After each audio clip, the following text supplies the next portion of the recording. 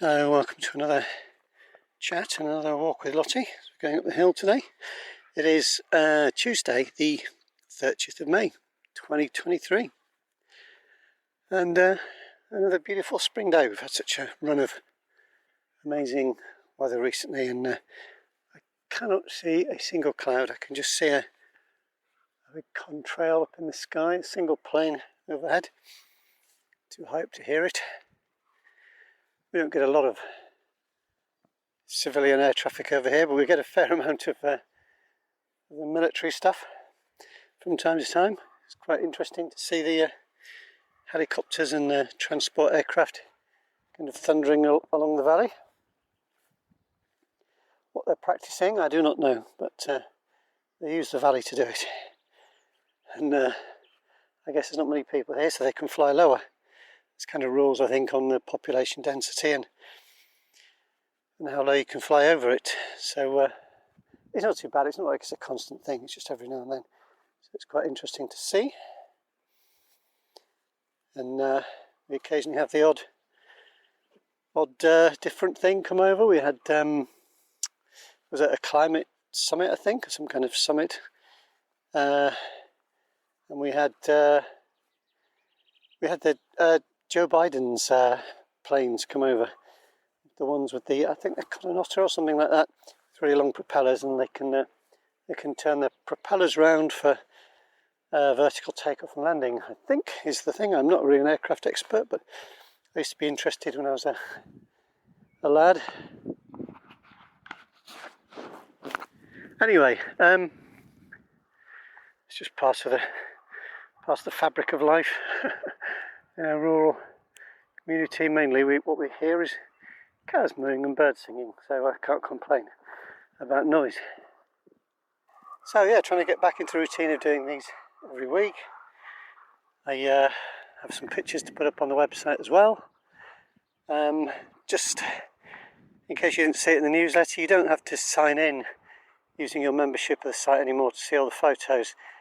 I decided that was maybe a bit unwieldy for people. You do have to sign in and be a member, of course, if you want to leave comments, and that seems fair enough, because I just don't want, it to descend into a sort of any level of free-for-all with people leaving silly comments, which I'll have to keep an eye on. You know how it goes sometimes on the internet. We just don't want any of that. I would hate for any of you to be upset by something that some random idiot had chosen to put. Sorry, I just thought it was an enormous spider. It's one of those, it's carrying a huge egg case with it. Big sort of white egg case underneath its body, wriggling through the grass. Good girl, Lottie. Occasional bit of a breeze today. I hope it's not too noisy. Anyway, you're probably thinking, well, hasn't this guy finished this book yet? What on earth is taking him so long? And it's one of those things. Some days it's going in leaps and bounds, and other days it's inching forward. And I'm kind of finding bits of notes and things that I've left to myself in earlier stages of putting the manuscript together. I have to say I've been a bit ramshackle the way I've done this one, because I've made it complicated, and so I've sort of had ideas all over the place which I've made notes of, so I didn't forget them, and then you find them scattered around all over the place. I mean, actually within a big document. It's in a program called Scrivener, which I use. It tends to be what I default to. I don't always use it, and I keep thinking, well, is there a better way of doing this? But it's quite a good program. Makes it quite easy to sort of drag chapters around and put little coloured you can put a little coloured dot to sort of signify certain things, like if it's say a Dan chapter or an Alan chapter or a Spiller chapter or whatever, I can put a different coloured dot onto each chapter, so I can see at a glance who is where and when, and I can try and spread them out. And it allows me to sort of label a chapter as first draft, or to do, or in progress, that kind of thing, which also helps, especially when I'm doing the next draft. which I'm so close to doing, hopefully, so close to getting there, to beginning the next draft. Oh, it's just tidying up those ends, those loose ends. And I've done a bit of a sort of, I keep saying sort of, sorry about that. I keep changing around my ideas for this last little part, just to try and make it really good. But you can think something's great, and then you look at it the next day and think, yeah, okay, that burst of enthusiasm was all very well, but actually in reflection it's not quite in keeping or in fitting work with the rest of the book or the rest of the character sort of development. And one of the challenges, of course, of doing a series is just trying to keep things consistent. So the characters do develop, but they don't vary too wildly or widely. I've probably mentioned that before, but we have an idea, don't we, about characters. Once we've read a few books in a series, we kind of form an idea about the character and what they're like and how they behave. Each reader really creates that idea in their own mind. So your idea of Sherlock Holmes might be different to mine, and so on. We all have our own vague ideas. We have some ideas in common, perhaps, but chances are that I'll take sort of any group of 3 or 4 readers, and you'll get 3 or 4 different ideas about what a character's like. Come on, Lottie, almost at the top. Good girl. Come and do some puffing and panting for the listeners. Yep, good girl. Well done. Just pausing to have a little look at the view. Fields are all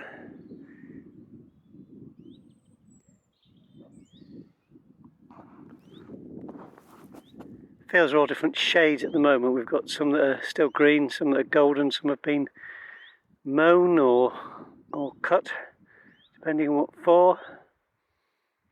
Can't tell from back here. I can just see that they're different shades of gold or shades of green. Very beautiful. Lots of birds chirping away. We'll see. Come on then.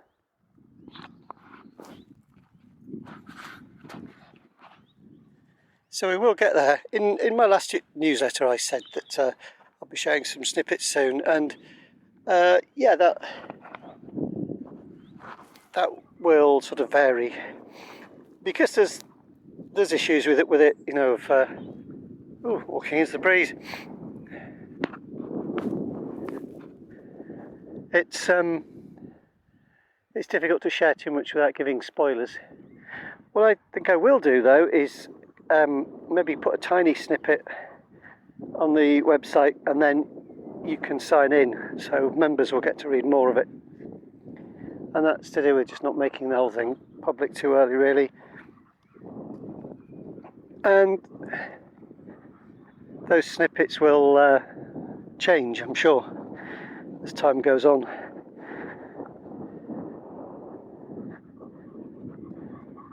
So there won't be hundreds of them. I'll just do a few, perhaps. See how they go, see if people like them. Guess there's no point in whetting people's appetites too early. Might be frustrating, but yeah, I would like to share some anyway, just for fun. Just a few bits here and there. Not sure how long the next draft will take me. I'll probably take a while, and then it'll have to go off to an editor and so on.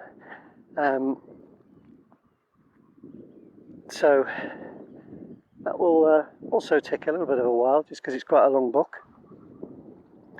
After that, it shouldn't be too long. I don't like to keep people hanging around. I might do a pre-order, I'll see. That can be a convenient thing for people. Go, come on.